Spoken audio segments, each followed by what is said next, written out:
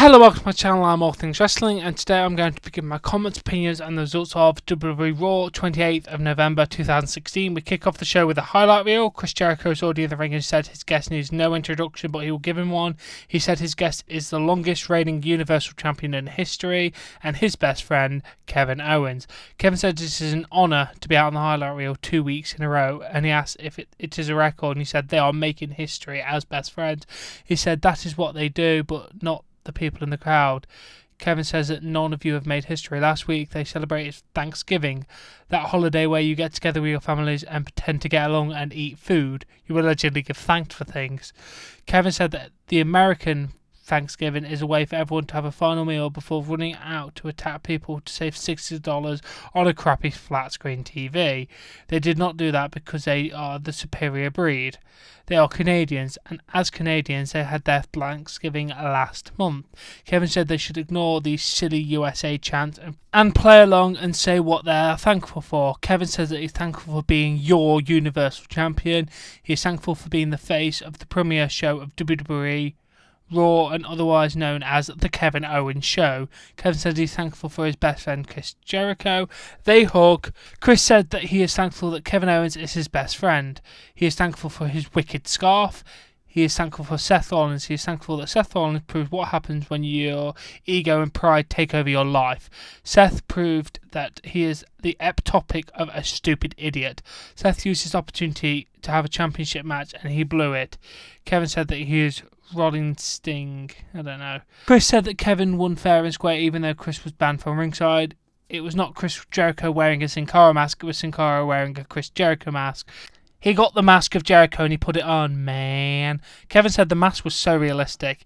He said that Sin Cara's involvement or not, he had Seth Rollins where he wanted him. After the powerbomb on the apron, he has not been medically cleared to wrestle tonight. Roman Reigns makes his way to the ring. Kevin asked Roman if he can help him. Roman said that you're making everyone laugh and he can see why you're best friends. Chris asked Roman if they are his clowns for entertainment to make him and the stupid idiots laugh. Roman said that he is not a joke, but Chris's best buddy being the Universal Champion is a joke. Kevin asked Roman if he just said that him as the Universal Champion is a joke.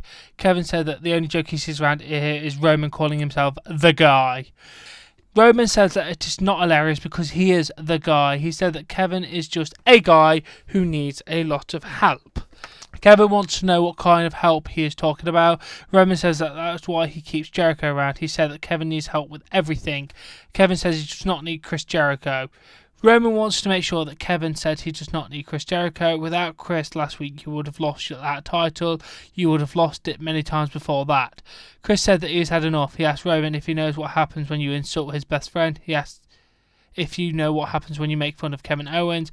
Chris is preparing the pen and Kevin tells Chris to shut up. Kevin says that he's got this. Kevin tells Roman that you cannot talk to him because he is the Universal Champion. Roman asks Kevin what he's going to do. Kevin suggests taking Roman to the floor and powerbombing on the apron. Roman says he does not want to deal with a Owens joke. He wants to deal with the right Owens fight. He suggests a match night, and if he wins, he'll get a title match at Roadblock. Roman says he needs to talk it over with his missus first.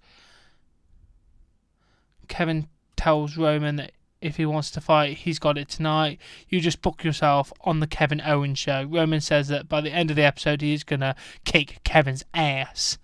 I really enjoyed this opening segment. It was a lot of talking, but it was quite fun, to be fair. Let's move straight on to the next segment, and I can give my opinions more throughout the show of everything that goes on. We go backstage to Kevin Owens and Chris Jericho talking. Kevin Owens is talking about how Roman Reigns does not believe he's the real champion. Chris wants to know why Kevin told him to shut up. He says that Kevin says he does not need him. Every time you need him, he is there. Kevin says that Chris thinks he is helping, but he is not. All you're doing is making people think that he cannot defend the title on his own. Chris says he does not need him as an ally, a partner, or a best friend. Kevin tells Chris he is going to regret this. Mick Foley shows up and reminds Kevin that of his match, and then he tells Chris he does not need to duck him all week. Chris says that you don't have to punish him or ban him because he's out of here, and wishes Kevin Owens good luck. This backstage segment was really, really good. It's hopefully going to blow soon enough with this backstage segment. I think it needs to drag on a little bit longer. It's a bit too early to split them, but we'll see where they're going to go with it. Then we go to our first match, R-Truth with Goldust versus Braun Strowman. R-Truth just pretty much got dominated within about 30 seconds. He picked him up and did a running power slam, and Braun Strowman got a 3 count.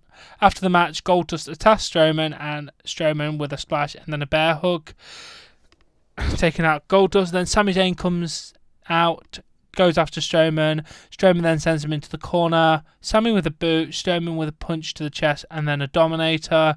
Strowman puts Sami in the Tree of Woe. The officials and Mick Foley make their way to the ring to stop Braun Strowman. Before we go any further with this, I thought this was a really good segment. First of all, R-Truth got his ass handed to him, and Goldust did. That was a nice segment. I like Goldust, but not R-Truth. And then the Sami coming out to the rescue and then getting beat down was really, really good. I'm loving them two feuds. Once Sami hopefully goes over Braun Strowman, I'm begging you, please let that happen. It will push him to superstardom, or put him on SmackDown, whichever one you want. Then we go to Mick Foley and Sami Zayn talking in the ring. Sami says he does not need this. Byron Saxton comes in the ring to ask Mick Foley what about the last 2 weeks. Mick Foley says that this is a massacre when Braun is in the ring. Sami will not quit. There are some people who need to be saved from themselves. Sami says he does not need to be saved from himself. He needs to be saved from Mick Foley. Sami said that Mick Foley has forgotten who he is and where he's from. Mick said that he made the match that Stephanie does not actually like you. You said you would win the title, but you lost. Stephanie wanted to fire you, but Mick made the match. You cannot win. Braun is not a competitor, an entertainer, or even a wrestler.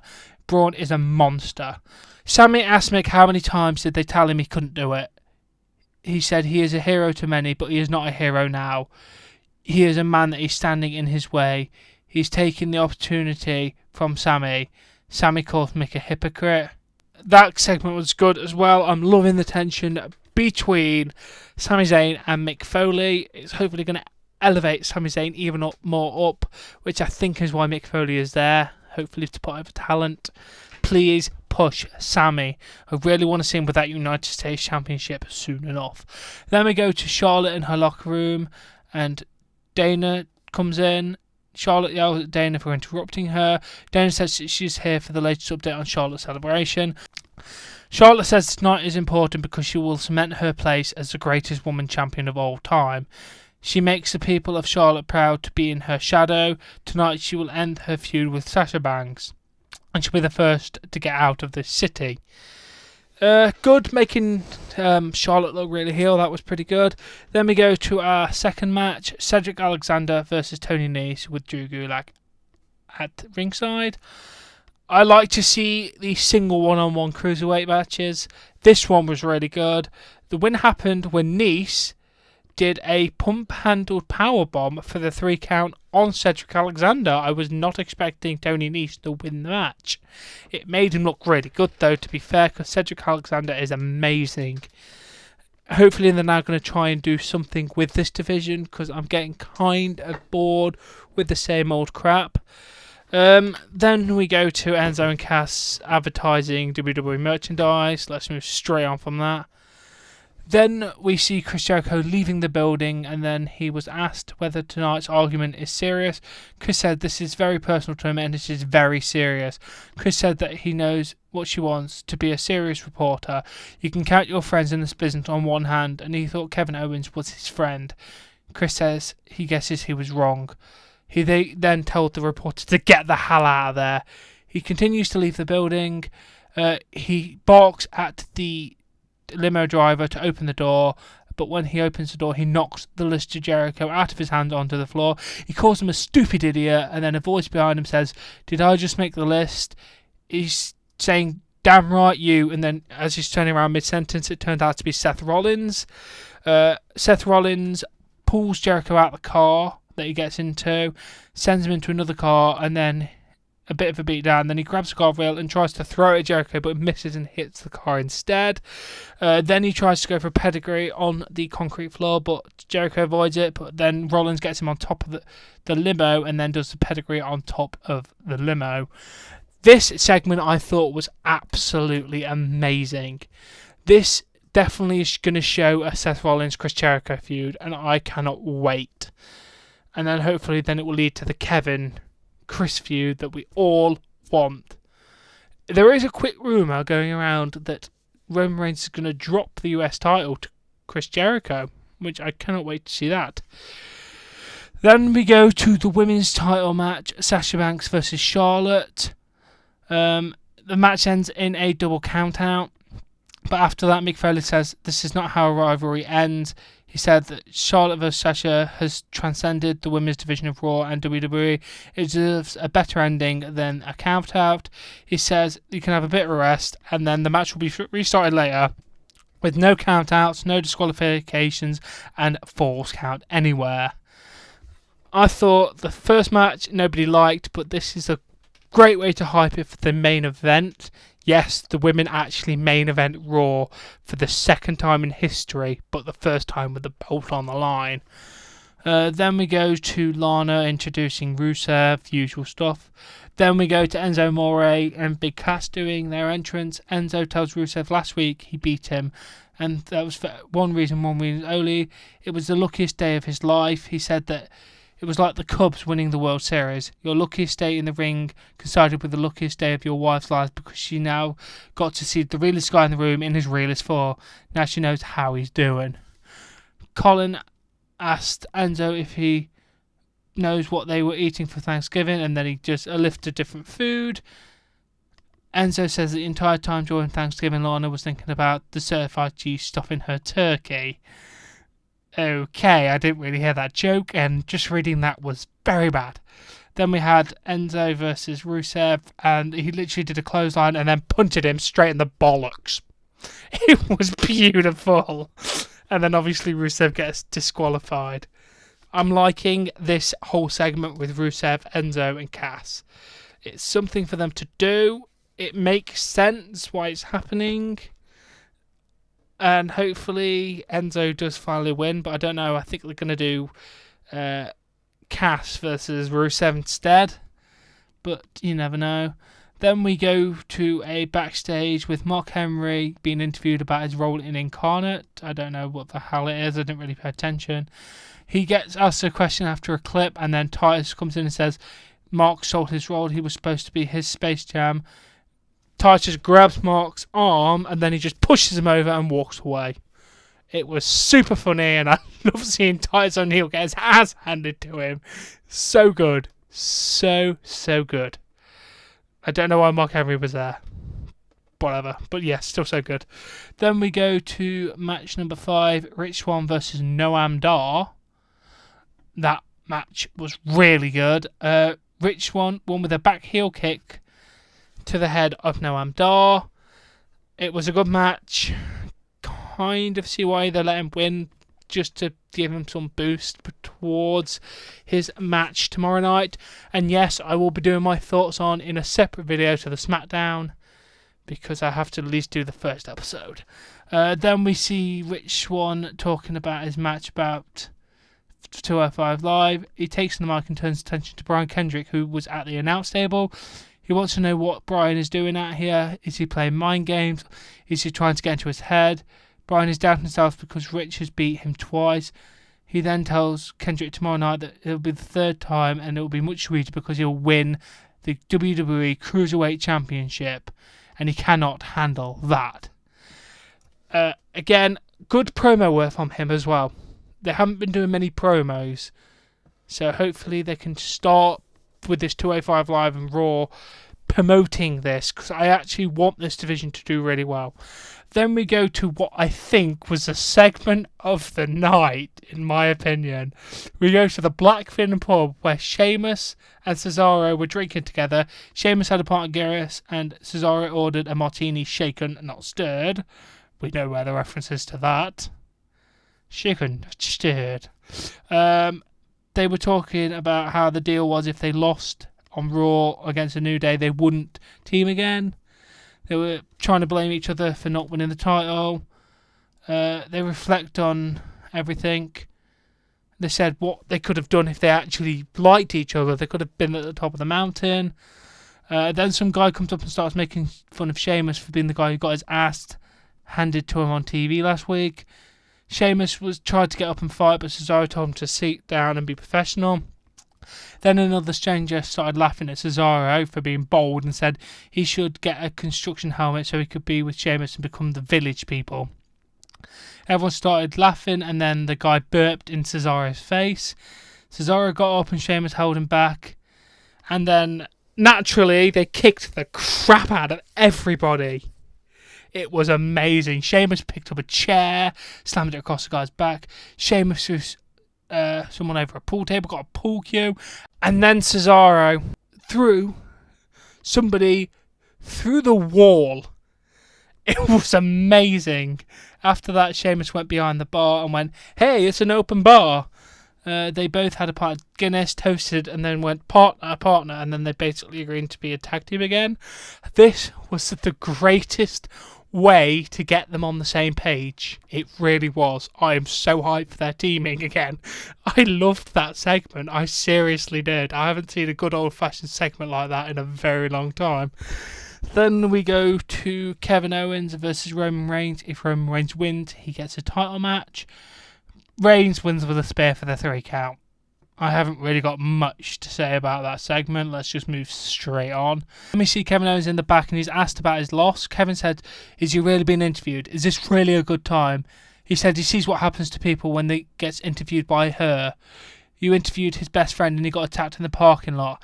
Kevin said Chris and him had a fight, but they're still friends. He says that the heartless robot interviewing him has got to do what she's got to do. Kevin says that he has a heart and he was thinking about his friend going to the hospital. His head was not in the match because he was worried about Chris. He said that Mick should have never made them have the match. Kevin tells her that she should have had a water bottle with her if she was going to interview him. He then told her to leave. Very nicely, actually, to be fair. I loved this interview, to be fair. It was really good. It's nice to see they're not going to be breaking up. I think they're going to have like a reunion thing for a few more weeks. But it's definitely really planting the seeds there, to be fair. I'm liking it. Then we go to a sit-down interview between Michael Cole and Paul Heyman. Michael asked what happened. Paul said that's $1 million question. They screwed up. They took Goldberg lightly. They said Goldberg is a relic who did not walk into a ring for 12 years. And he was walking into a ring with Brock Lesnar. They thought it would be the easiest payday of his career. Goldberg broke Brock's legs with the spear, and it was over. And then Cole asked how Brock was dealing with it, and then Paul said Cole does not care about Brock Lesnar and how he's processing this. The broken ribs are a part of a game. You come to the business and injuries occur. That is an accepted part of the business. The humiliation and embarrassment, there is no excuse. This goes into history. People can watch it over and over and over again for 100 years. He's got beat in 1 minute and 26 seconds. Brock has dealt with losses before, but this is embarrassing. It put Brock in the mindset that he's got something to prove. Paul said that scares him because that moment can define you. It can destroy you, or it can drive you to the greater heights than before. What will a Brock Lesnar who is motivated like this be capable of doing? Cole then asked what is next for Brock. Paul said that Brock has something to prove. If Goldberg is in the Royal Rumble match, then Brock Lesnar will be in the Royal Rumble match. There will be one conqueror, 28 losers, and one victim. The loser's name is Goldberg. This interview was great. It's definitely put some hype on the Royal Rumble, confirming Brock Lesnar for the Royal Rumble. We know none of them are actually going to win, but what you're going to do, it's great at the minute. Then we have a great thing happen. The New Day come out for their match and they just shower the announcers with bootios before going down to the ring. It was amazing. Then we had the tag team match, and it was actually Xavier Woods wrestling. Big E and Xavier Woods versus Luke Gallows and Carl Anderson. Anderson tried to do a roll-up with the trunks on Woods, but Woods reverses it and holds Anderson's trunk instead for the win. So we're lucky that now we have 15 days, apparently 15 days until they break the record. So 2 more Raws and they will break the record. It's going to be amazing. I'm happy that they're doing it because the New Day are amazing, and hopefully after this they can drop the belts and shake things up a bit. Then we go backstage to Sasha Banks getting ready in her locker room. Bayley shows up. She apologises for interrupting, but she wanted to wish Sasha luck, even if it's in Charlotte's hometown, after what happens at the Survivor Series. Sasha says it's not about Bayley or her. This is about the Women's Championship. Charlotte has disrespected her and her father. Sasha reminds Bayley that Charlotte said her father was dead to her. Sasha says she's going to dedicate her victory tonight to Ric Flair. She says she's going to become the 3-time women's champion. Then we get to this match. It was amazing. Absolutely amazing. I loved every second of this match. A kendo stick spot, a few nasty bumps. It really was amazing. The finish happened when Sasha locked in a bank statement through a guardrail on Charlotte and she taps out. The finish looked brutal. That looked like it actually hurt.